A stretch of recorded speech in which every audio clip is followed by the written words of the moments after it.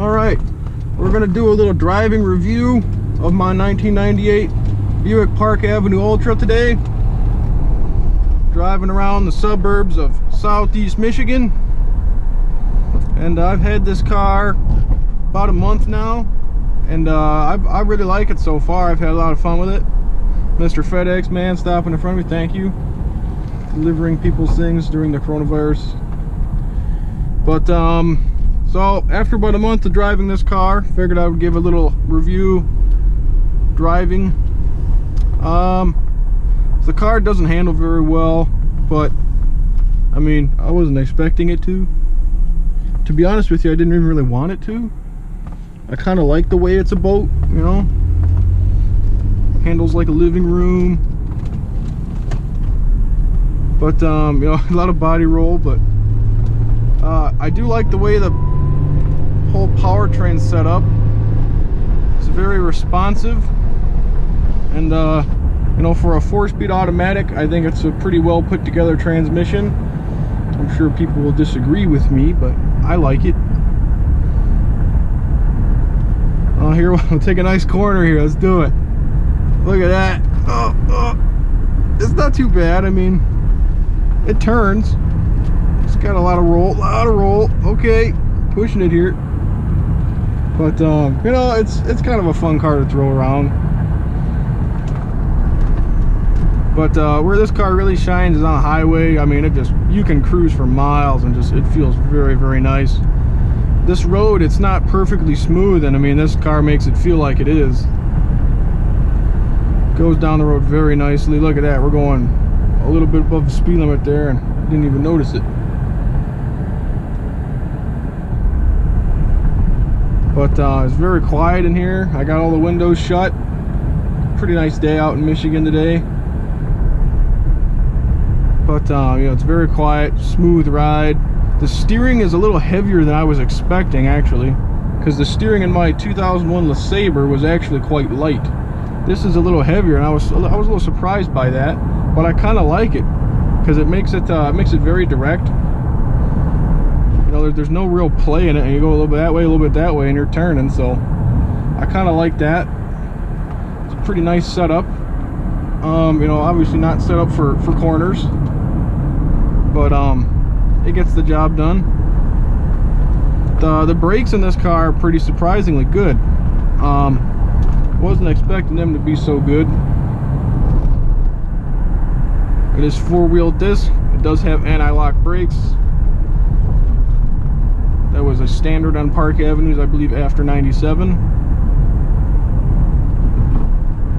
There is a little bit of rattling and stuff, but that's to be expected with a 22-year-old car. Most of it's stuff I have in the trunk, I believe. But I mean, you can hear some rattles in the dash and whatnot, but it's not bad by any means. A lot better than a 4th-gen Firebird. Overall, I think the car feels very solid and it's pretty well put together. And I think that's I mean, I think that goes to show, though. It's 22 years old and it still feels very nice. So I think that speaks for itself.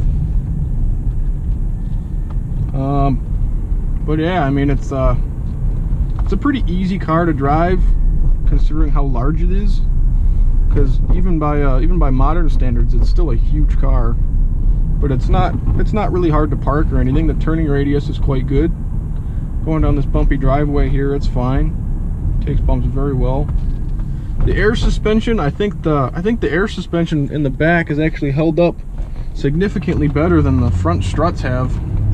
Surprisingly, you would think that it would be the opposite, but I think the back of this car feels much better than the front does.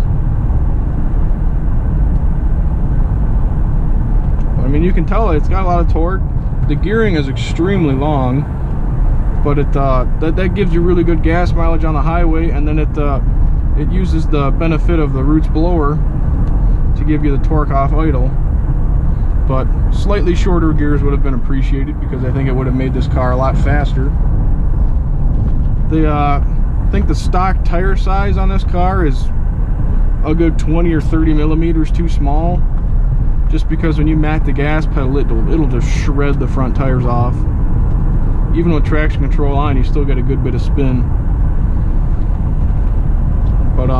have other videos of this car on my channel if you like to check those out, 0 to 60s and whatnot. But so here we're going 50 miles an hour on the dot, traction control on. We're gonna give it a rolling floor here. We'll go pull. 3, 2, 1. I mean, you can tell it's got a lot of pickup. I mean, we're going pretty fast. It's not bad for a 4-speed. I mean, that pull right there, that was all second gear.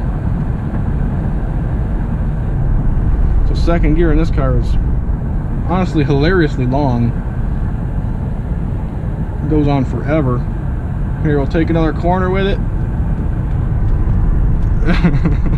Not ideal. Not an ideal corner carving car, but it is an ideal daily driver, in my opinion anyway. But the chassis of this car actually feels very firm. You don't really notice any flex at all. I mean, the whole car just moves very well as one unit. So I think if you put like a sporty suspension on this car, I don't know why you would. It would kind of defeat the purpose. But I think if you did, I think it would handle quite good actually, which would be kind of interesting to see a Park Avenue handled. But you know, the typical front-wheel drive dynamics of torque steer and everything, they're not as prominent in this car as you would expect, because it is a front-wheel drive over 4,000 pound car with 280 pound-feet of torque available right off idle. And it I mean, it puts the power down, all things considered, pretty well. I'm pretty impressed with how it does.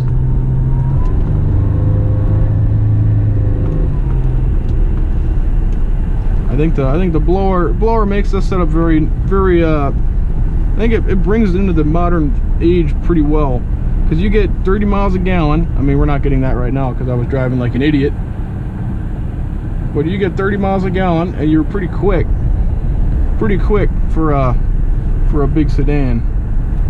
Take another corner. Again, not ideal, but I mean, it turns. It does turn. A+ rating for turning.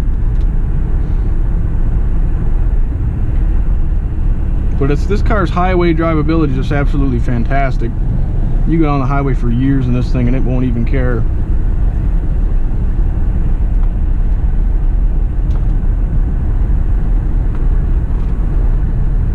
My one complaint is I think second gear is too long. I think the gap between second and third should be not as big as it is. I think fourth gear is actually a pretty good ratio, because it gives you a really nice cruising speed. But second and third could definitely be closer. First could be a lot shorter, and then the overall tire quality could be a lot better. I think this thing on 245 tires would be a lot better than it is on 225s. But I do like the tall aspect ratio tires, because they give you a nice ride. Pretty quiet. Really not much road noise to speak of. All I really hear is wind, and that's just because it is a little bit windy today. So overall, very nice driving car. After a month of owning it, I don't really notice anything bad about it, actually. There's not anything that like jumped out at me I don't like. Still very happy with how it drives, very happy with my purchase. No real complaints about it at all.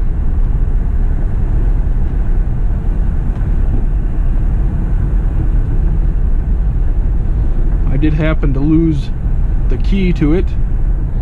A little bit irritating, but I still have the valet key, so I can still drive it. I just gotta wait for the dealers to open back up so I can go get a new key made and give them an absurd amount of money to do so.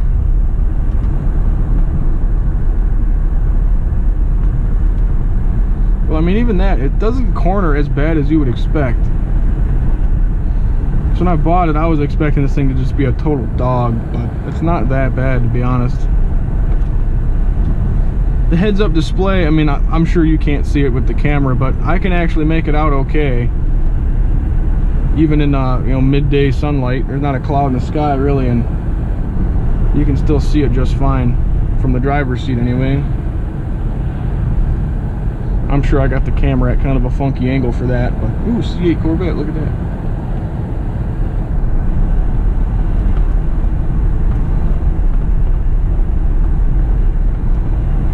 Well, yeah, thanks for watching, guys. I love my Park Avenue.